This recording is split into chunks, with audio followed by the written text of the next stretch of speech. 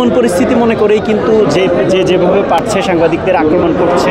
এবং সবচেয়ে বড় কথা হচ্ছে ইতিপূর্বে এর আগেও যে ঘটনাগুলো ঘটেছিল সেই ঘটনার কোনো সুষ্ঠু তদন্ত হয়নি এবং বিচার হয়নি, যে কারণেই কিন্তু বাকিরা সাহস পাচ্ছে। মানে নিরাপত্তাহীনতার একটা বড় একটা বিষয়, কিন্তু যে পরবর্তী প্রজন্ম এখানে কাজ করতে আসলে দুইবার ভাববে যে আমি যে স্পটে কাজ করতে যাব এই জায়গাটা আসলে আমার জন্য কতটা নিরাপদ। আসলে আমাদের এইটা কোনোভাবেই প্রত্যাশা ছিল না। আমরা চাই আমাদের ভাইদের উপর বা আমাদের এখানে যারা গণমাধ্যম কর্মী আমরা ছিলাম, আমাদের উপর যেই হামলাটা হয়েছে সেই হামলার অবশ্যই সুষ্ঠু তদন্ত হোক এবং তদন্তের মাধ্যমে যারা আসলে দোষী তাদেরকে শাস্তির আওতায় আনা হোক।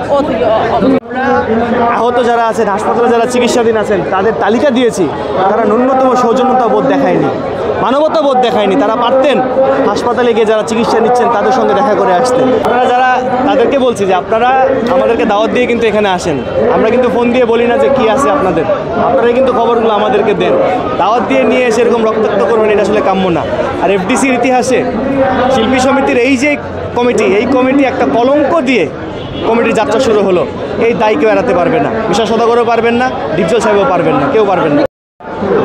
আগামীকালের মধ্যে আসলে কাল সকাল 24 ঘন্টা তখন জানা যাবে আসলে। প্রাথমিকভাবে আমরা একটা সিদ্ধান্ত নিয়েছি, আমরা যারা সাংবাদিক আজকে যে ঘটনা, আজকে যে মানববন্ধনটা হচ্ছে, গতকাল অনেক ক্যামেরা পার্সন আহত হয়েছেন।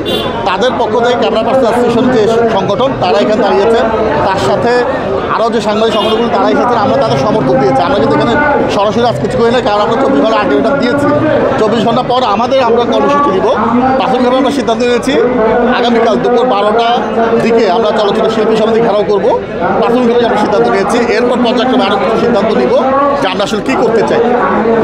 যারা হাসপাতালে ভর্তি আছে, আমরা যতটুকু জানি যে এখন পর্যন্ত চলচ্চিত্র শিল্পী সমিতির পক্ষ থেকে তাদেরকে দেখতেও যাওয়া হয়নি এবং তেমন খুব একটা খোঁজখবর রাখা হয়নি।